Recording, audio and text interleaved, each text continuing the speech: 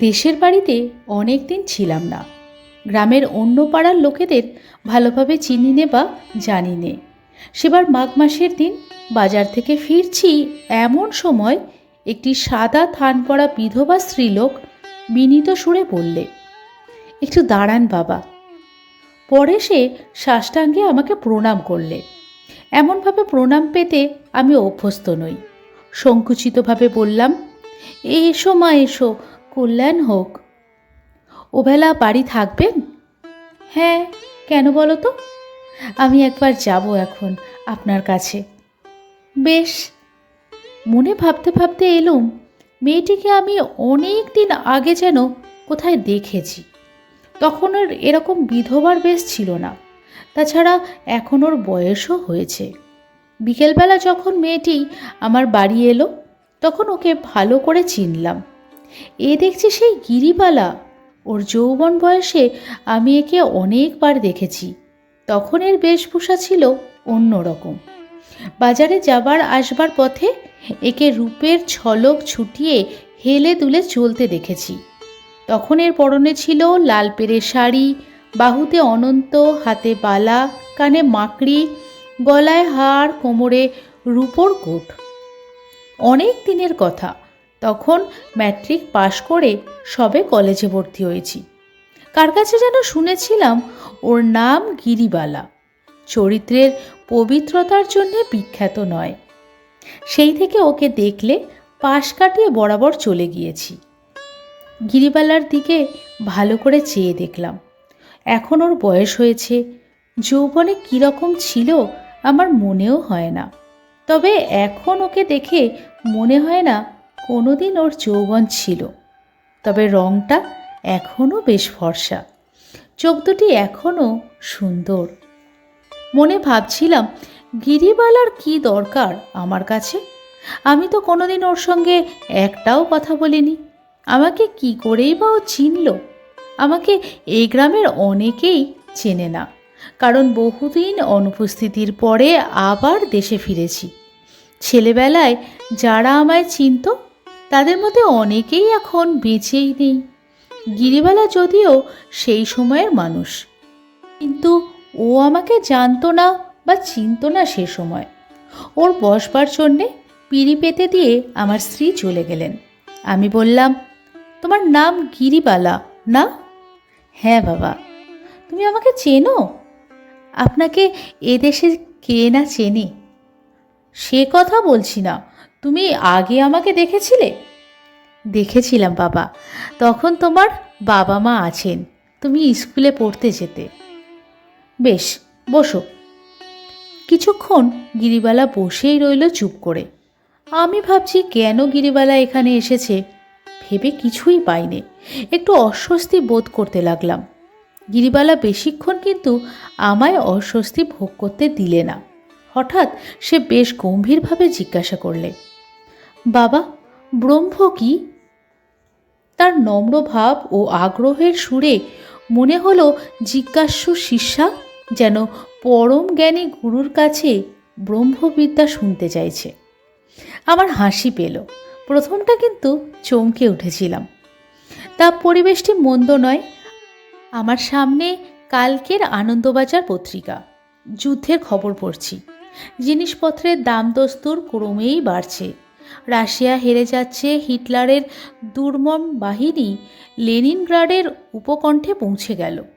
চা খাচ্ছি, তামাক ধরাবো একটু পরেই, আর ভাবছি কাল ডাকঘর থেকে কিছু টাকা না তুললে হাট বাজার হবে না। এমন সময় সাবেক দিনের কুচরিত্রা স্ত্রীলোক গিরিবালা আমার কাছে এসে জিজ্ঞাসা করছে কিনা ব্রহ্মের কথা। তা না হয় বাপু জিজ্ঞেস কর, দেশের খবর, আজকালকার খবর। যেমন গদাই পাড়ুই আমাকে মাছ দিতে এসে জিজ্ঞাসা করে, দাদা ঠাকুর, যুদ্ধের খবরটা কি? মনে মনে চটে যাই। সে খবরে তোর কি দরকার? জার্মানি কোথায়, হিটলার কে, জানিস এসব? ইউরোপের ইতিহাস পড়েছিস? তবে যুদ্ধের খবরের তুই বাপু কি বুঝবি? গদাই পাড়ুই তবু পদে ছিল। যুদ্ধের খবর জিজ্ঞাসা করা এমন কিছু আশ্চর্যের ব্যাপার নয়, সে আজকাল সবাই করে থাকে। কিন্তু এ বলে কি, আর ব্রহ্ম জিজ্ঞাসা করবার উপযুক্ত গুরুও কি সে খুঁজে খুঁজে বার করেছে? প্রশ্নটা চাপা দেওয়ার জন্যে বললাম, থাকো কোথায়? গিরিবালা বৈষ্ণবোচিত দীনতার সঙ্গে বললেন, বাবা, আজকাল আশ্রম করেছি বাজারের পেছনে, গোয়ালপাড়ার মুড়োয় যে বট গাছ, ওরই উত্তরে। ব্যাপারটা ঘোরালো হয়ে উঠছে ক্রমশ। গিরিবালা আশ্রম করেছে, এত কথা আমি কি করেই বা জানব? না জানি ভালো করে ওর পূর্ব ইতিহাস, না জানি ওর বর্তমান জীবনের কোনো খবর। কথাবার্তা চালু রাখবার জন্যে বললাম, বটে, বেশ বেশ, একদিন তোমার আশ্রমে যাব। গিরিবালা হাত জোড় করে বললে, সে সৌভাগ্য কি আমার হবে বাবা?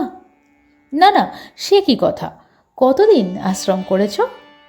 তা বাবা, বৃন্দাবন থেকে যে বছর ফিরলাম সেই বছরই। শ্রাবণ মাসে বৃন্দাবন থেকে ফিরলাম আর কার্তিক মাসে আশ্রম প্রতিষ্ঠা করলাম। তাহলে বৃন্দাবনেও গিয়েছে গিরিবালা? না, আগে যা ভেবেছিলাম তা নয়, ব্যাপার জটিল হয়ে উঠেছে। বললাম, বৃন্দাবনেও গিয়েছিলে? পাপ মুখে আর কি করে বলি। আর কোথাও গিয়েছিলে? কোথাও আর যাওয়ার দরকার হয়নি, ওখানেই তিনি আমায় কৃপা করেছেন। আর অনর্থক তীর্থে তীর্থে বেরিয়ে কি করব? যা কাজ তা হয়ে গেল। তিনি আমায় দয়া করে সব দিয়েছেন। তিনি মানে ভগবান? না, এ দেখছি খুব জটিল ব্যাপার, থই পাওয়া যাচ্ছে না। গিরিবালা প্রবর্তকের থাকেও নেই, একেবারে কৃপাসিদ্ধ, এর সঙ্গে কথা বলতে সাহস হয় কই। বললাম, ও, আমায় তিনি বললেন, আমাকে তোর পূজা করতে হবে না, তুই যে আমার মা, আমি তোর ছেলে। বটে।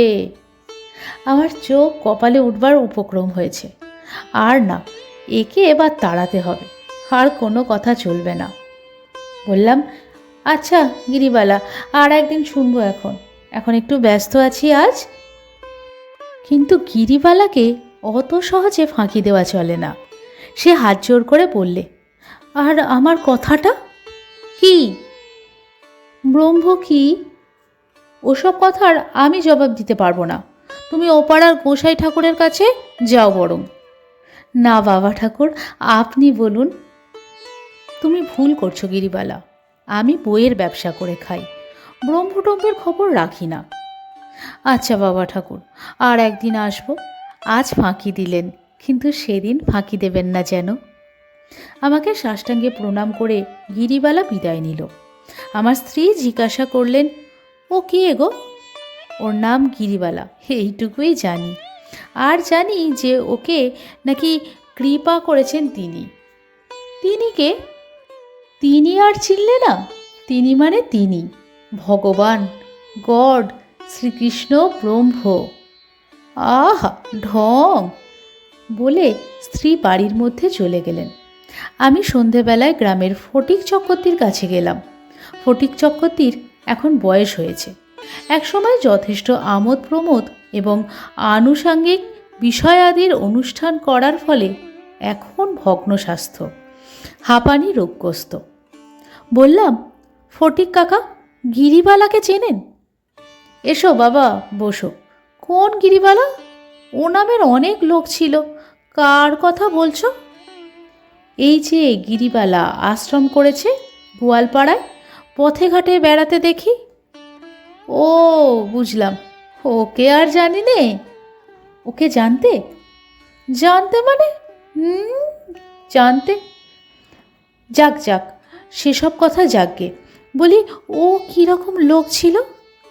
তা ভালো লোক ছিল, অনেক ফুর্তি করেছি ওর সঙ্গে। ওর চেহারাটা ভারী সুন্দর ছিল, যেমন নাচতে পারত তেমনি গাইতে পারত। একবার নন্দপাল, যতীন দত্ত আর শশী আচার্যি তিনজনে দোলের দিন ওর ঘরে, সে কি ফুর্তি! ও মদ খেয়ে সে ঘুরে ঘুরে নাচ কি, কালা পেরে শাড়ি পরে ঘুঙুর পায়ে, তারপর এদিকে। গিরিবালা মদ খেত? ফটিক চক্রবর্তী হতাশ হয়ে হাল ছেড়ে দেবার ভঙ্গি করে বললে, না, তোমায় দিয়ে বাবাজি কাজ চলল না। গিরিবালা মদ খেত মানে? গিরিবালা মদ খেত মানে কি? গিরিবালা মদের পিপের জন্ম দিয়েছে বলো।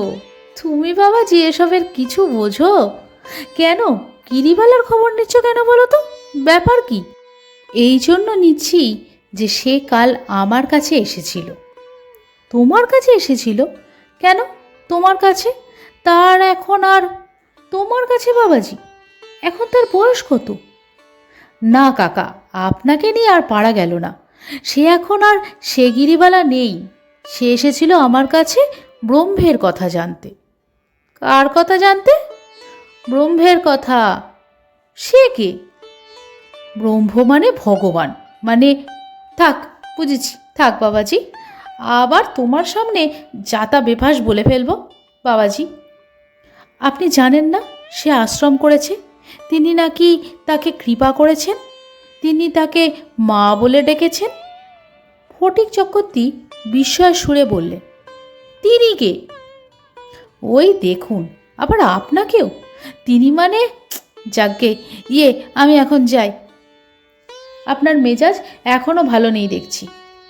ভালো কি করে হবে বাবাজি? যে কথা তুমি সকালবেলা শোনালে তাতে মেজাজ ভালো রাখবার উপায় কি বলো? গিরিবালা নাকি আশ্রম করেছে? গিরিবালা নাকি? আচ্ছা, তাহলে এখন আসি ফটিক কাকা, আমার একটু কাজ আছে। বসুন। শশী আচার্যের নাম পেলাম ফটিক কাকার মুখে। শশী স্থানীয় কালী মন্দিরের পূজারী। এখন বয়স হয়েছে, চোখে ভালো দেখতে পায় না। তাকে গিরিবালার নাম করতে তিনি বললেন, গিরিবালা ডাক সাইটে ছিল। সেসব কথা আর তোমার কাছে বলবো না বাবা।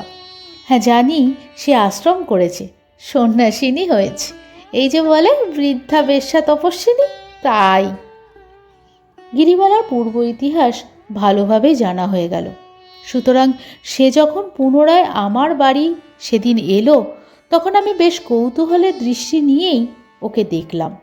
বৈকালবেলা আমি চা খেয়ে একটু বেড়াতে যাব ভাবছিলাম। গিরিবালা বললে, বাবা একটু পড়ে আমায় শোনাবেন? আমি একখানা বই এনেছি। কি বই দেখি? আপনার বাড়িতেই বইখানা থাক, মাঝে মাঝে এসে শুনে যাব। বড় ভালো বই বাবা। তা আমি তো লেখাপড়া জানি নে। বইখানা উল্টে পাল্টে দেখলাম। বইখানা অত্যন্ত পুরনো। নাম সাধনতত্ত্ব ও জীবমুক্তি। লেখকের নাম শ্রীমৎ ওঙ্কারানন্দ সরস্বতী। প্রাপ্তিস্থান সাধন আশ্রম। গ্রাম সারাতিতলা, জেলা পুরুলিয়া, মানভূম। এসব ধরনের বইয়ের ওপর আমার কোনো কালেই শ্রদ্ধা নেই। তবুও গিরিবালার মন সন্তুষ্টির জন্যে পাতার পর পাতা অত্যন্ত কঠিন সেকেলে বাংলায় লেখা সেই তত্ত্ব আমাকে গড় গড় করে পড়ে যেতে হলো। গিরিবালা মাঝে মাঝে হয়তো প্রশ্ন করে, হ্যাঁ বাবা, তাহলে জীবাত্মার সঙ্গে পরমাত্মার সম্পর্কটা কি বলেছে? আমি আবার আগের পাতা থেকে পড়ে যাই, যা বুঝতে পারি ওকে বুঝিয়ে বলি। প্রত্যেক পাতা শেষ হওয়ার পর ভাবি, এইবার কি একটা ছুতো করে উঠে পড়া যায়? ঘণ্টাখানেক এইভাবেই কেটে যাওয়ার পরে গ্রামের দুজন লোক হঠাৎ এসে পড়াতে ধর্মালোচনার আসর ভেঙে গেল। গিরিবালা যাবার সময় বইখানা আমার কাছে রেখে গেল। আবার একদিন যত শিগগির হয় ও আসবে সাধন তত্ত্ব শুনতে। আমার স্ত্রী বললেন, ও তোমার কাছে রোজ রোজ আসে কেন? ও আপদকে রোজ রোজ আসতে দিও না। তুমি জানো না, গিরিবালা আগে যেমনই থাক, এখন এর পরিবর্তন এসেছে বলেই আমার মনে হয়। তা হোক গে, ওসব লোক কখনো ভালো হয় না, দরকার কি ওর এখানে আসবার? এবার কিন্তু গিরিবালা যখন এলো, তখন সকলের আগে আমার স্ত্রীকে গিয়ে সাষ্টাঙ্গে প্রণিপাত করলে। অনেকক্ষণ ধরে কী সব গল্পগুজব করলে, তারপর বাইরে এসে আমার সামনে বসলো। তাকে সাধন তত্ত্ব পড়ে শোনাতে হলো যারা 2 ঘন্টা। ইতিমধ্যে বাড়ির মধ্যে চা খেতে গেলে গৃহিণী বললেন, গিরিবালা কি চলে গেল? না, বাইরে বসে আছে, সাধন তত্ত্ব শুনবে। যাবার সময় যেন এবেলা এখানেই খেয়ে যায়। কেন হঠাৎ তার উপরে এত প্রসন্ন? জানো না, সে এক গাদা ফুল বড়ি নিয়ে এসেছে, 3খানা আমসত্ত্ব আর অনেকখানি আমের আচার। আমি বললাম আমি নেব না, তুমি নিয়ে যাও।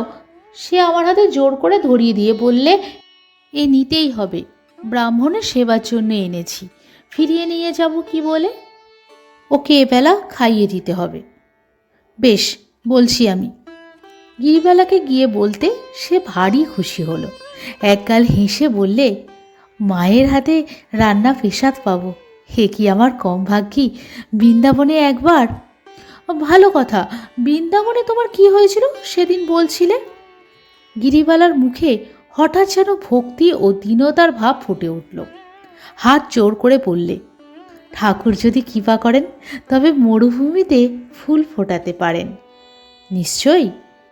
আমি তবে বলি শুনুন, আমি অত সামান্য মানুষ, আপনি তা জানেন। বৃন্দাবনে গিয়ে গোপীনাথের ঘেরা বলে যে জায়গা আছে, আমাদের গাঁয়ের রসিক পরামানিকের বাসায় উঠলাম। গঞ্জের রসিক পরামানিক সেখানে অনেক দিন থেকে কাপড়ের ব্যবসা করছে, জানেন তো। রসিকের দিদি বড় ভালো লোক। আমায় তো বৃন্দাবনে গিয়ে কীরকম হলো, 2-4 দিন মন্দির আর ঠাকুর দেখে দেখে বেড়াই, একদিন একেবারে অজ্ঞান। অজ্ঞান? বাবা ঠাকুর একেবারে ভাবের ঘোরে অজ্ঞান। বলো কি, ভাব সমাধি? যাই বলেন বাবা ঠাকুর, 10-12 দিন একেবারে দিন রাত জ্ঞান ছিল না আমার। নাওয়া খাওয়া করতে পারতাম না, না খেয়ে মরতে হতো যদি রসিকের দিদি না থাকতো। কি সেবাটাই করেছিল 15-20 দিন। এই যে বললে 10-12 দিন, 10-12 দিন তো একেবারে অজ্ঞান। তারপর জ্ঞান হলো বটে, কিন্তু ঘোর কাটে না, উঠতে পারি না, হাঁটতে পারি না। পিঠের ব্যায়ামও ছিল না তো আগে? না বাবা ঠাকুর, শুনুন বলি, আশ্চর্য কাণ্ড। সেই অবস্থায় একদিন রসিকের দিদি সন্ধেবেলায় আমাকে সঙ্গে করে কাছে এক ঠাকুর বাড়িতে নিয়ে গিয়েছে। ফিরে আসছি, পায়ে কিসের একটা ঠোক্কর লেগে হোঁচট খেলাম। একখানা ছোট পাথর, মাটিতে অর্ধেক পোতা। মাটি একটুখানি খুঁড়ে হাতে তুলে দেখি, বাবা, পাথরের গোপাল মূর্তি। বাবা বলল, কি? আমার সারা গা যেন শিউরে উঠল। মনে মনে ভাবলাম, আমি তো মহাপাপী, আমার উপর তার এ অহেতুক কৃপা কেন? আমি তো কিছু করিনি তার জন্যে। গিরিবালার চোখ ছলছল করে এলো। না, ফটিক কাকা যাই বলুক, এর সত্যই অনেক পরিবর্তন হয়েছে। পরম মোহান্তি হওয়ার পথে উঠেছে দেখছি গিরিবালা। হরিদাস ঠাকুর আর লক্ষ্য হীরার উপাখ্যান চোখের সামনে পুনরায় অভিনীত হতে চলছে নাকি। ফটিক কাকার কথা আর শুনছি নে। বললাম, তারপর? তারপর বাবা, সেই পাথরের বিগ্রহ আমার কাছে তো এসে ঠেলে উঠল, আঁকড়ে আমায় রইল বাবা, কোথাও যেতে চায় না।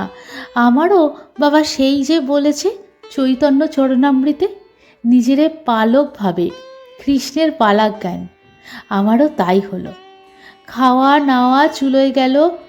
গোপাল আমার কি খাবে, গোপাল আমার কি নেবে, এখনও তাই। সেই গোপাল ঘাড়ে চেপে আছে, আর নামতে চায় না। এখানে আমার আশ্রমে তাকেই তো প্রতিষ্ঠা করে তাকে নিয়েই আছি। বলো কি? কি বলবো বাবা, পুজো করতে দেয় না, বলে তুই যে আমার মা, মা হয়ে ছেলেকে পুজো করতে আছে। হাত চেপে ধরে। স্বপ্ন দিয়েছিল রাত্রিরে ওর জন্যে ভাত রাঁধতে হবে। আর কোনো দেবদেবী আমি জানি না বাবা ঠাকুর, গোপালই আমার সব। গোপালই ব্রহ্মা বিষ্ণু মহেশ্বর, আর কিচ্ছু মানি নে। গিরিবালা অবাকই করছে আমাকে। হাসবো না কাঁদবো বুঝতে পারিনি। ও খেয়ে দিয়ে সেদিন চলে গেল। আমার স্ত্রী খুব যত্ন করেই খাওয়ালেন ওকে। যাবার সময় ও বারবার বলে গেল, সামনের পূর্ণিমার দিন বাবা আমার আশ্রমে ঠিক যাবেন, দেবেন পায়ের ধুলো, বিকেলের দিকে যাবেন। গেলাম ওর আশ্রমে পূর্ণিমার দিন বিকেলে। ওদের গ্রামের গোয়ালপাড়ার পেছনে খামারকালনা বলে সেকালের গ্রাম। সে গ্রাম এখন জনশূন্য, বড় বড় ভিটে জঙ্গল হয়ে পড়ে আছে। দিন মানে বাঘ বেরোয় খামার কালনায় বরাবর শুনে এসেছি। সেই খামার কালনায় নির্জন বনের প্রান্তে এক প্রাচীন বটতলায় চারখানা খড়ের ঘর। বটের মোটা সরু ঝুড়ি নেমে এসেছে চালাঘরের মটকায়। সন্ধ্যা মালতী ফুল ফুটেছে আশ্রমের আঙিনায়। বনে জঙ্গলে পাখির দল কিচিরমিচির করছে। ঘন বিকেলের ছায়া দেখে মনে হয় রোদ বুঝি এদিকের ত্রিসীমানায় কোনো দিন ছিল না। অনেক মেয়ে পুরুষ দেখলাম ওদের আশ্রমে। উঠোনের মাটিতে বটগাছের ছায়ায় বসে আমাক খাচ্ছে পুরুষেরা। মেয়েরা পটল আর লাল ডাঁটা কুটছে রাশিকৃত। আধমনটাক লাল মোটা আউশ চাল ধুচ্ছে দুজন মেয়েতে। আজ নাকি ওরা সবাই এখানে খাবে। প্রতি পূর্ণিমাতেই নাকি এমন হয়। গিরিবালা আমায় পূর্ণিমার দিন আসতে বলেছিল কেন এখন বুঝলাম। সন্ধ্যার আগে খোল বাজিয়ে কীর্তন শুরু করলে পুরুষেরা। আরও রবাহুত অনেক পথ চলতি লোক এসে জুটল। জঙ্গলের দূর প্রান্তে গাছের ওপরকার আকাশ জ্যোৎস্নায় সাদা দেখাচ্ছিল। এরা সবাই আশপাশের গ্রামে চাষি, গোপ কাপালি প্রভৃতি শ্রেণীর নরনারী। সবাই মিলেমিশে বেশ আমোদ করছে দেখে আমার খুব ভালো লাগলো।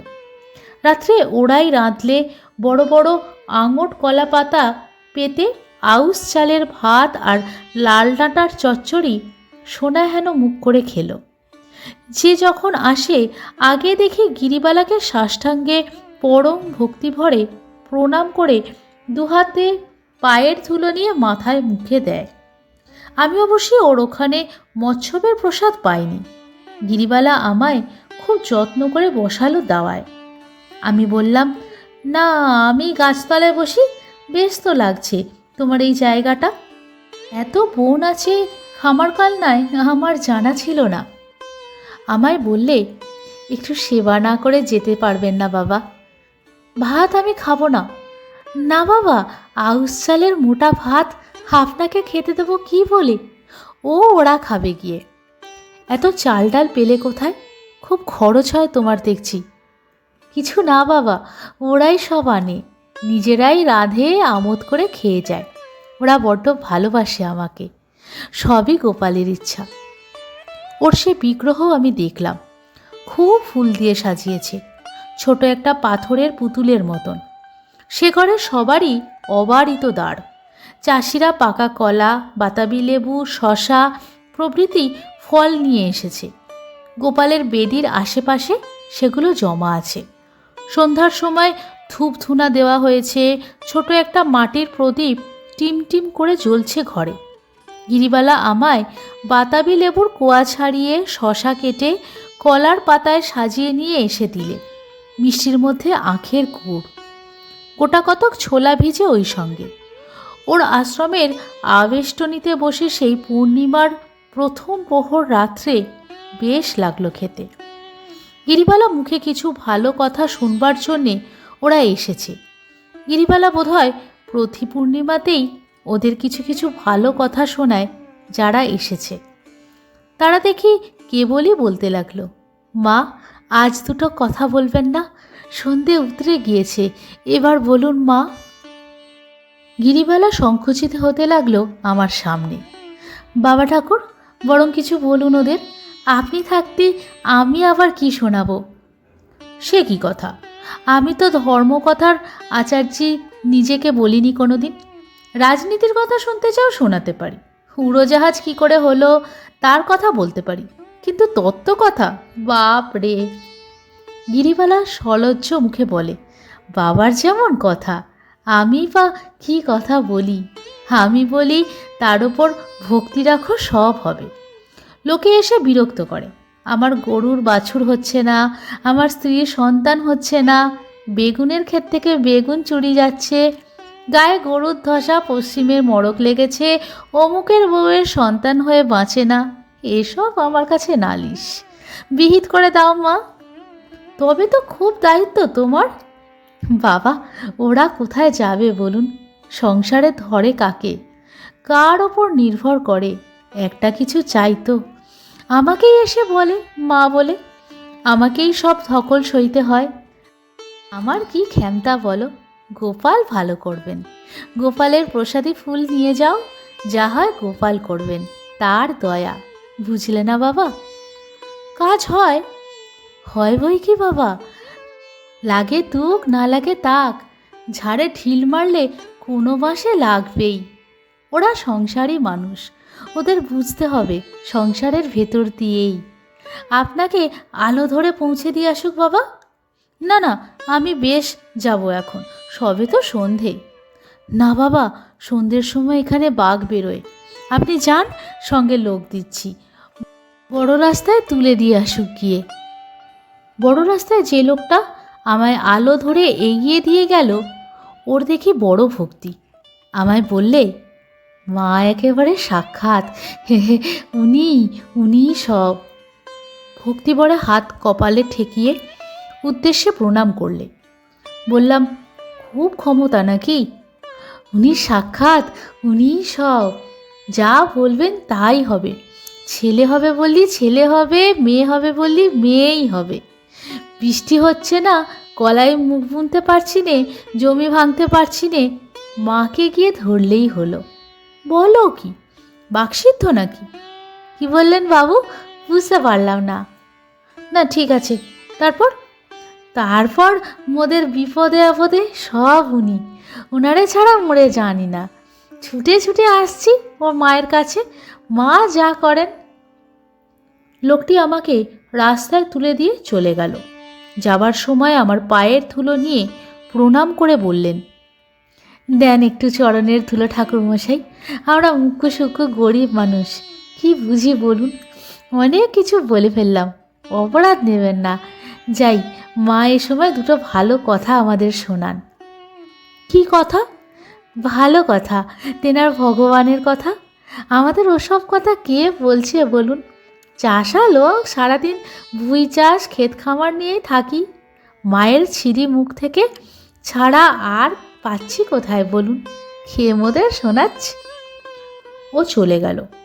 এতক্ষণে বেশ চাঁদ দেখা যাচ্ছে ফাঁকে। খামার কালনায় বড্ড জঙ্গল, ঝিঝি পোকা আর মুগরো পোকা ডাকছে বনে ঝোপে। গিরিবালাকে অন্য চোখে দেখলাম এতক্ষণ পর। ওর ঠিক স্থানটি কোথায় বুঝতে পেরেছি। ওর সম্বন্ধে আমার যে বিদ্রূপ ভরা মনোভাব ছিল তা এখন নেই। গঙ্গা নদীর সব জায়গায় নেই, কিন্তু তা থেকে বেরিয়ে শাখা নদী, খাল, সোতা সমস্ত দেশের সব লোকের কাছে পৌঁছে দেন জীবনদায়িনী বাড়িধারা। গিরিবালা বড় নদীর একটি ক্ষুদ্র সোতা, ছোট চাষিদের গ্রামে জল বিতরণ করে বেড়াচ্ছে। তা যতই হোক, তবু সেটা জলই। তাতে স্নান করে, জল পান করে লোক তৃপ্ত হয়, নইলে এই সব গরিব লোক বাঁচে কিসে? ফটিক চক্রবর্তীর কথা আর শুনছি নে। এরপরে আমি গিরিবালাকে অনেকবার দেখেছি। একটা জিনিস লক্ষ্য করেছি, যেখানে সংকীর্তন হচ্ছে কিংবা ভাগবত পাঠ হচ্ছে কিংবা কথকথা হচ্ছে, সেখানেই ও সকলের সামনের সারিতে চুপটি করে বসে আছে এবং হাঁ করে শুনছে। খালের জল আগে হয়তো ঘোলা ছিল, এখন ক্রমে ফর্সা হয়ে আসছে। এতক্ষণ শুনছিলেন বিভূতিভূষণ বন্দ্যোপাধ্যায়ের গিরিবালা। গল্প পাঠে বর্ণালী, উপস্থাপনায় একটি মেয়ের গল্প। গল্প পাঠে কোনো ভুল ত্রুটি থাকলে নিজ গুণে ক্ষমা করে দেবেন।